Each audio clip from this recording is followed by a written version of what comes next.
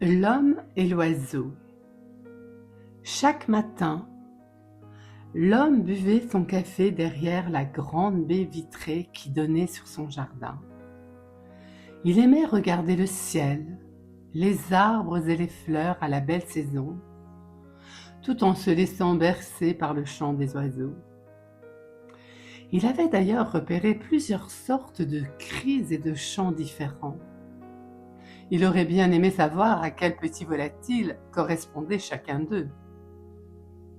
Il eut alors l'idée d'installer une mangeoire pour attirer les moineaux de plus près et ainsi mieux les identifier.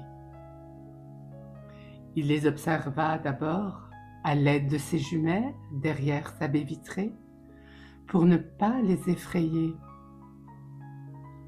Au bout de quelque temps, il décida de rapprocher encore et davantage la mangeoire où les oiseaux venaient sans crainte, car depuis son installation, rien de fâcheux ne leur était arrivé. Un matin, alors que l'homme prenait son café derrière les baies vitrées, il aperçut un oiseau aux multiples couleurs chaleureuses. Il ne l'avait encore jamais vu venir s'alimenter à la mangeoire. Celui-ci semblait craintif. Il venait picorer quelques graines, puis s'envoler en déployant ses magnifiques ailes arc-en-ciel. L'homme était fasciné par la beauté de ce petit être. Celui-ci mettait son cœur en émoi et il eut l'envie de capturer son image, sa beauté. C'est ainsi que l'homme profita de son temps libre pour se poster derrière la baie vitrée, muni de son appareil photo. Le volatile n'avait pas d'heure fixe pour venir chipper quelques graines dans le snack bar, et de plus, il ne faisait que passer en toute hâte. Difficile de faire un cliché dans de telles conditions. L'homme décida de mettre d'autres appâts à disposition dans l'espoir de flatter le gosier de ce magnifique oiseau pour le fidéliser.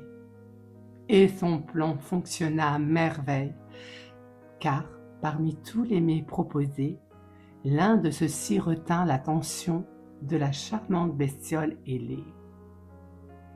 Prudente au début, elle gagna progressivement en confiance et resta de plus en plus sur cette mangeoire et dans les alentours. Elle allait de branche en branche, sautillait dans l'herbe, se cachait dans les buissons, comme si elle s'appropriait le lieu. Son chant était aussi attrayant que son plumage, ce qui captiva l'homme qui se désintéressa petit à petit des autres oiseaux. Tous ses sens étaient rivés sur cet oiseau, entièrement et uniquement sur celui-ci. L'homme réussit à faire quelques clichés, mais ne trouva aucune information sur un tel oiseau via le net. Aurait-il déniché la perle rare ? Tout ce mystère autour de l'oiseau excitait d'autant plus la curiosité de l'homme, et il eut l'envie de capturer cette beauté ailée pour mieux la regarder, l'admirer, l'observer. Il lui fallut des mois pour arriver à ses fins et enfin mettre le volatile dans la cage qu'il avait prévue lorsque le grand jour arriverait. Et c'était le grand jour. Le volatile, pris dans les mailles du filet de l'homme, se mit à paniquer. Une fois déposé dans la magnifique cage aux barreaux de raie, il se mit à tourbillonner dans tous les sens et à piailler, comme l'homme ne l'avait jamais entendu. L'homme pouvait voir son petit cœur battre à se rompre sous le duvet turquoise de sa poitrine.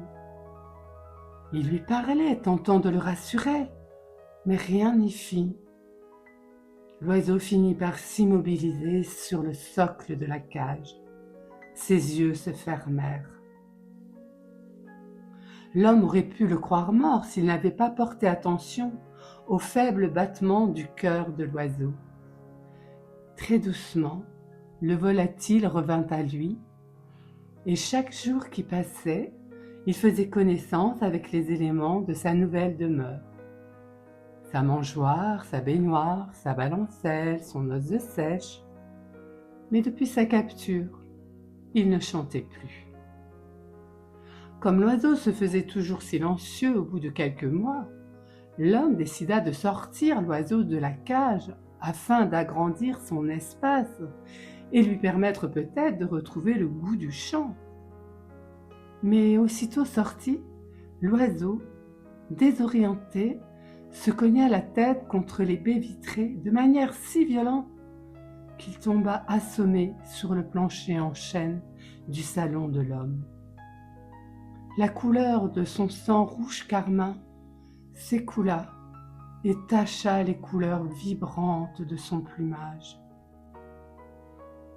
L'homme ramassa le bel oiseau, le nettoya, le soigna et le déposa délicatement dans sa cage.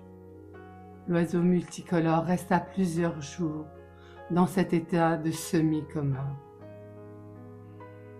Quand il émergea, il peinait à boire et s'alimenter. Il restait cloué au sol de sa prison dorée. Peu à peu, les couleurs de ses plumes s'affadirent, s'asséchèrent, et certaines se détachèrent de son petit corps amaigri. L'homme était triste et se sentait impuissant. Ne sachant comment aider la bestiole qu'il avait tant séduit dans son jardin, il décida de remettre son sort entre les mains du destin. Un matin, avant de partir au travail, il entr'ouvrit la porte de la cage et celle de la baie vitrée.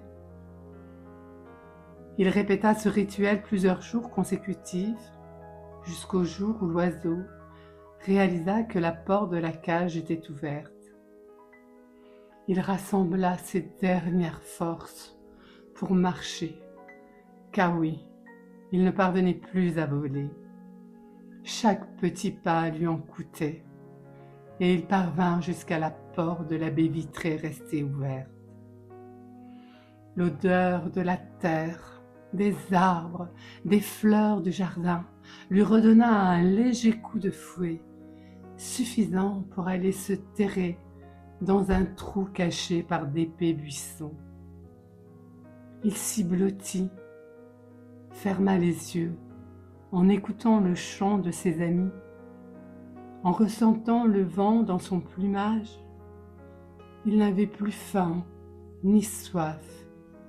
Il s'assoupit ainsi pour ne plus jamais se réveiller.